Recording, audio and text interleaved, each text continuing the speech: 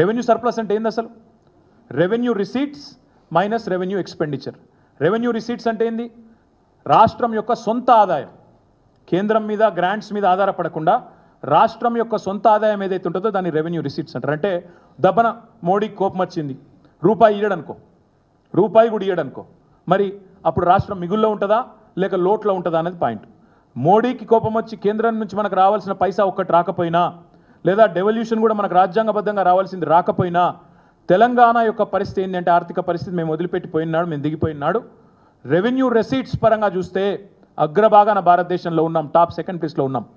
Revenue receipts minus revenue expenditure అంటే revenue expenditure అంటే ఏంటిది? శాలరీ, ఉద్యోగుల జీతభత్యాలు, డిఏలు, వాళ్ళకిచ్చే ఇంక్రిమెంట్లు, అదేవిధంగా పెన్షనర్ల పెన్షన్లు, అన్నిటికన్నా ముఖ్యంగా రాష్ట్రం చేసిన అప్పులకు, రాష్ట్రానికి ఉన్న అప్పులకు కట్టే వడ్డీతో సహా ఇవన్నీ, అండ్ సబ్సిడీలు, ఇవన్నీ తీసేసినాక కూడా రెవెన్యూ రిసీట్లకు వెళ్ళి రెవెన్యూ ఎక్స్పెండిచర్ తీసేసినాక మేము దిగిపోయిన నాడు 5,944 కోట్ల రెవెన్యూ సర్ప్లస్తో అప్పచెప్పినాం.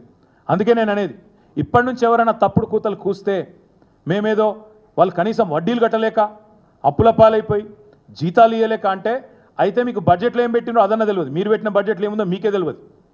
మీ రెవెన్యూ మంత్రి పెట్టింది ఇప్పుడు లెక్క, నేను చెప్పింది కాదు.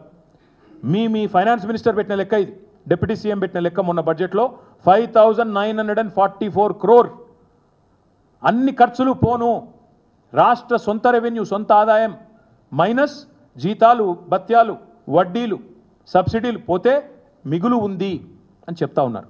మరి మీరు ఎందుకు ఈ తప్పుడు కూతలు కూస్తున్నారు? నేను ఇంకొక మాట ఇక్కడ చెప్తా ఉన్నా, ఎంత గోబెల్స్ మాటలు అంటే, ఇంత పెద్ద ఎత్తున సర్ప్లస్తో అప్పచెప్పిపోతే చిల్లర మాటలు. 7 లక్షల కోట్ల అప్పులు. ఈ 7 లక్షల కోట్ల అప్పులు అనే దానికంటే ఇంక అంతకంటే పెద్ద అబద్ధం ఇంకోటి లేదు. నిజానికి అబద్ధానికి అంగిలాగు దొరికితే ఇప్పుడు అనుముల రేవంత్ రెడ్డి అవుతాడు. అబద్ధానికి అంగిలాగు దొడిగితే అనుముల రేవంత్ రెడ్డి అవుతాడు. గింత చిల్లరన ఒక ముఖ్యమంత్రి అంటాడు. కేసీఆర్కు 1000 ఎకరాల ఫామ్ హౌస్ ఉందట. నువ్వు ముఖ్యమంత్రివా లేకపోతే రియల్ ఎస్టేట్ బ్రోకర్వా? నాకు తెలియక అడుగుతా. 1000 ఎకరాల ఫామ్ హౌస్ ఉందా కేసీఆర్కి? నీ దగ్గరనే ఉంది కదా మొత్తం రెవెన్యూ రికార్డ్స్, తీ బయట పెట్టు. కేసీఆర్కు 1000 ఎకరాల ఫామ్ హౌస్ ఉంటే నీకు రాసిస్తాం, చలో నిజంగానే ఉంటే చూపెట్టు, బయట పెట్టు.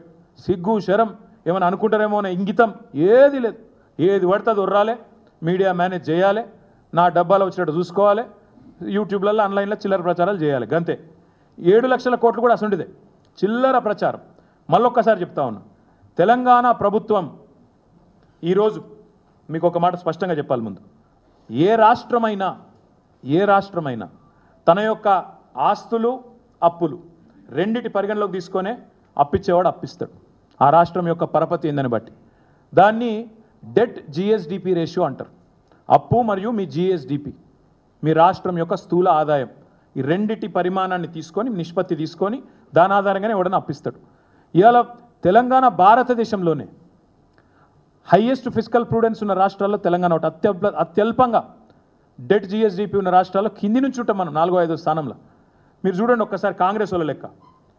పంజాబ్ రాష్ట్రం మొన్నటిదాకా వీళ్ళే పరిపాలించారు రాప్ కంటే ముందు. అక్కడ డెట్ జిఎస్డిపి రేషియో 44.1%. మొన్నటిదాకా కాంగ్రెస్ పరిపాలనలో ఉన్న పంజాబ్లో 44.1% డెట్ జిఎస్డిపి. ఈరోజు హిమాచల్ ప్రదేశ్లో కాంగ్రెస్, అక్కడ డెట్ జిఎస్డిపి 42.5. రాజస్థాన్ మొన్నటిదాకా కాంగ్రెస్ 36% డెట్ జిఎస్డిపి. అదే తెలంగాణ 27%, కర్ణాటక 23%. అంటే దాదాపు మనకు దగ్గరలో ఉంది. మరి తెలంగాణ అప్పులపాలైందంటే మరి రాజస్థాన్, హిమాచల్, పంజాబ్ అవన్నీ పీకినాయి, ఎత్తిపోయినాయి మొత్తం. అక్కడ మీ కాంగ్రెస్ వాళ్ళు ఉన్నారు కదా, మాట్లాడుతందుకు సిగ్గుశరం లేదా? ఏది పడుతుంది ఉర్రొచ్చా నోరుని? కానీ ఇంత దారుణమా? ఇంకా దరిద్రం ఏంటంటే అసలు 7 లక్షల కోట్ల అప్పు ఎక్కడిది? ఇంతకంటే చిల్లర మాట ఉంటుందా? ఇంకోటి, మీరు విడుదల చేసిన శ్వేతపత్రంలోనే డిసెంబర్ 23లో మీరు అధికారంలోకి రాగానే శ్వేతపత్రం విడుదల చేశారు. మీరు ఏం చెప్పినలా? గవర్నమెంటు 2 రకాలుగా అప్పులు ప్రభుత్వం చెల్లించాల్సిన అవసరం లేని అప్పులు ఉన్నాయని చెప్పినారు. గవర్నమెంట్ హామీ లేనివి, అదేవిధంగా గవర్నమెంట్ కట్టాల్సిన అవసరం లేనివి. 2 కలిపితే దాదాపు ఒకటేమో 59,414 కోట్లు, ఇంకోటేమో 95,462 కోట్లు. ఇది ఎందుకు చెప్తున్నా అంటే గవర్నమెంట్ వీటికి సంబంధమే లేదు. గవర్నమెంట్ అందులో కనీసం రూపాయి ఇచ్చే అక్కర కూడా లేదు. ఆ కార్పొరేషన్లు కానీ ఇండిపెండెంట్ కార్పొరేషన్లు అవన్నీ కూడా వాటికి పరపతి ఉంది కాబట్టి ఇస్తారు. కేవలం గవర్నమెంట్ అనేది గ్యారెంటర్గా ఉంటుంది అంతే. దాన్ని కూడా అప్పు అంటే నువ్వు రూపాయి కట్టేది లేదు అక్కడ. ఈ రెండు కలిపితే 1,54,876 కోట్లు. నువ్వు చెప్పే 6,71,000 కోట్లు అనేది పచ్చి అబద్ధం. జోసెఫ్ గోబెల్స్ను మించిపోతున్నావు, అందుకే చెప్పేది. ఈ రెండు తీసేస్తే 1,54,000 కోట్లు ప్రభుత్వం అవసరం లేని, కట్టాల్సిన అవసరం లేని అప్పులు. ఈ రెండు 1,54,000 కోట్లు. అది పోను, మా ప్రభుత్వం వచ్చిన నాటికే పాత అప్పు ఏదైతున్నదో 72,658 కోట్లు. మా ప్రభుత్వం వచ్చే నాటికి 2014లో. సో 72,658 ప్లస్ 1,54,000 కోట్లు ఇవి తీసేస్తే మిగిలిందెంత? 4 లక్షల చిల్లర కోట్లు, 4,20,000 కోట్లు. ఇక దీనికి వీళ్ళ బిల్డప్ ఏదో జరిగిపోయింది. ఇప్పుడే నేను చెప్పిన, మరి తెలంగాణ రేషియో డెట్ జిఎస్డిపిలో 27, పంజాబ్ది 44, రాజస్థాన్ 36, హిమాచల్ 42. ఇది నీ కాంగ్రెస్ ప్రభుత్వంలో ఉంది కదా. మరి వాళ్ళు మనకంటే 15%, 17% ఎక్కువ ఉంటే వాళ్ళు మొత్తం ఎత్తిపోయిన దుకాణం బంద్ చేసుకుంటారు రేపు. ఇంతకంటే దారుణం ఉంటుందా అబద్ధం చెప్పడంలో? దయచేసి ముఖ్యమంత్రి అనేది అప్పుల గురించి కాదు, నీ తప్పుల గురించి ఇలా ప్రజల్లో చర్చ జరగాల్సిన అవసరం ఉంది. అప్పుల గురించి తప్పుడు కూతలు కూయడం మానేయి. అయినా నేను అడుగుతున్న ఈ ముఖ్యమంత్రిని, ఇంకా నీ అప్పుల గురించి కూడా చెప్తా. ఇప్పుడు మేము 2014-15లో బాధ్యతలు స్వీకరించిన నాడు కానీ ఈరోజు కానీ మీరు చూస్తే రాష్ట్ర ఆదాయం ఎట్లా పెరిగిందో అదెందుకు చెప్పవు? రాష్ట్రం ఆనాడు బడ్జెట్ ఏంది, ఈరోజు బడ్జెట్ ఏంది, అదెందుకు చెప్పవు నువ్వు? అది చెప్పడు, అది దాచుకోవాలి. మీరు చూడండి, ఆ రోజు పర్ క్యాపిటా ఇన్కమ్ మేము బాధ్యతలు స్వీకరించిన నాడు 2014లో తలసరి ఆదాయం రాష్ట్రంది 1,24,000, 14వ స్థానంలో ఉన్నాం. ఈరోజు 3,47,299 రూపాయలు, నంబర్ 1 స్థానంలో ఉన్నాం.